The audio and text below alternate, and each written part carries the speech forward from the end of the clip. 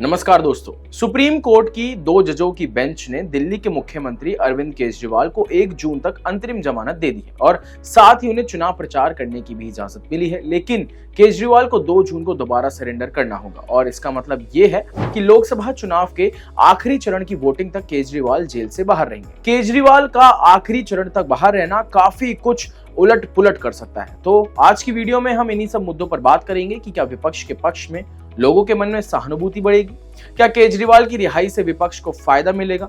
दिल्ली और पंजाब जैसे राज्यों में जहां आम आदमी पार्टी का मजबूत आधार है, वहां क्या समीकरण बैठेगा। क्या अरविंद केजरीवाल की जमानत से इंडिया गठबंधन भी मजबूत होगा।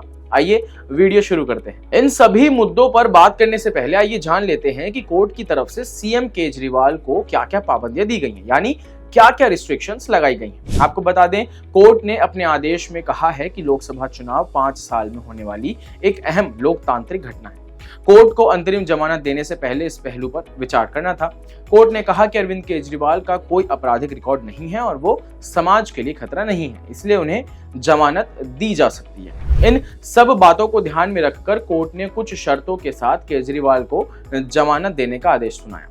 आदेश में कहा गया कि केजरीवाल मुख्यमंत्री कार्यालय नहीं जाएंगे, वो किसी भी फाइल पर हस्ताक्षर नहीं करेंगे जब तक कि किसी आदेश पर दिल्ली के उपराज्यपाल की मंजूरी हासिल करने के लिए उनके हस्ताक्षर की जरूरत नहीं होगी। केजरीवाल अपने खिलाफ चल रहे मौजूदा केस के बारे में कोई बयान नहीं देंगे और केस से जुड़े गवाहों से बातचीत भी नहीं करेंगे। हालांकि केजरीवाल अपनी सियासी गतिविधियां जारी रख सकते हैं। फिलहाल लोकसभा चुनाव चल रहे हैं, 3 चरणों के लिए वोटिंग हो चुकी है, अभी 4 बाकी है और आधे से ज्यादा सीटों पर वोटिंग हो चुकी है। आम आदमी पार्टी के लिए महत्वपूर्ण माने जाने वाले 2 राज्य दिल्ली और पंजाब में अभी मतदान होना है और उससे पहले केजरीवाल का बाहर आना उनके खेमे के लिए काफी अच्छी खबर है, क्योंकि ये बात सच है कि पार्टी और कार्यकर्ताओं का मनोबल जरूर लौटता है। दिल्ली की 7 सीटों पर 25 मई को चुनाव है। यहाँ से आम आदमी पार्टी 4 सीटों पर और कांग्रेस 3 सीटों पर चुनाव लड़ रही है। दोनों ही पार्टियां इंडिया गठबंधन के तहत एक साथ मिलकर चुनाव लड़ रही हैं। पंजाब की सभी 13 सीटों पर आम आदमी पार्टी चुनाव लड़ रही है और यहाँ 1 जून को मतदान है। इन दोनों राज्यों के अलावा आम आदमी पार्टी हरियाणा में भी सीट पर चुनाव लड़ रही है, जहां चौथे चरण में ही चुनाव। जानकारों का मानना है कि केजरीवाल की रिहाई से न सिर्फ उनकी पार्टी बल्कि पूरे इंडिया गठबंधन को फायदा मिलेगा। इससे पहले जब आम आदमी पार्टी के सांसद संजय सिंह को कुछ शर्तों के साथ जमानत दी गई थी, तो कई जानकारों का कहना था कि पार्टी कार्यकर्ताओं में नए उत्साह देखा गया था। राजनीतिक विश्लेषक और आम आदमी पार्टी के पूर्व सदस्य आशुतोष कहते हैं कि अरविंद केजरीवाल की मौजूदगी का दिल्ली और पंजाब में बड़ा प्रभाव पड़ेगा। केजरीवाल का कम्युनिकेशन स्किल भी बेहतरीन है और जनता से उनका जुड़ाव भी है। ये बात तो तय है कि केजरीवाल की रिहाई के बाद मोदी सरकार खुश तो नहीं होगी। ये मोदी सरकार के लिए बड़ा झटका है।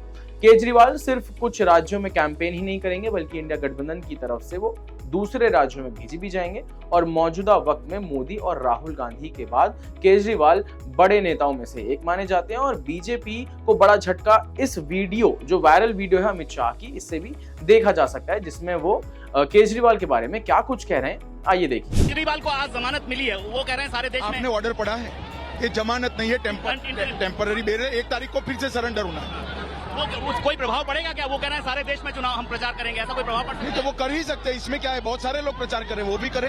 और जब जब प्रचार करने जाएंगे लोगों को शराब घोटाला याद आएगा। बंगाल में संदेश का, जैसे कि हमने पहले भी बोला कि केजरीवाल की जमानत के बाद दिल्ली में काफी असर पड़ेगा। पंजाब में इसका खासा फर्क नहीं पड़ेगा, क्योंकि पंजाब में आप और कांग्रेस गठबंधन में नहीं है। वहां ये दोनों पार्टी एक दूसरे के खिलाफ काफी गंभीरता से चुनाव लड़ रही हैं। अब सबके दिमाग में ये तो पक्का चल रहा होगा कि अरविंद केजरीवाल को जमानत मिलेगी भी या नहीं, या उनको फिर से 1 जून के बाद तिहाड़ जेल जाना पड़ेगा। तो आपको बता दें कि 10 मई को कोर्ट ने कहा था कि उनके मुख्य मामले की सुनवाई करेंगे। इस मामले में उनकी गिरफ्तारी को चुनौती दी गई है। ऐसे में अगर कोर्ट ने केजरीवाल की गिरफ्तारी को अवैध पाया तो फिर से जेल नहीं जाएंगे। हालांकि अगर ऐसा नहीं होता है तो उन्हें 2 जून को फिर से तिहाड़ जेल वापस जाना पड़ेगा। खैर, 3 हफ्तों में दिल्ली से लेकर सियासत तक क्या और कितना कुछ बदला जाएगा, ये तो वक्त ही बताएगा। आपका क्या मानना है इस बारे में, हमें कमेंट करके जरूर बताएं। देश और दुनिया की तमाम बड़ी खबरों और जानकारियों के लिए देखते रहिए क्लिक इंडिया। धन्यवाद।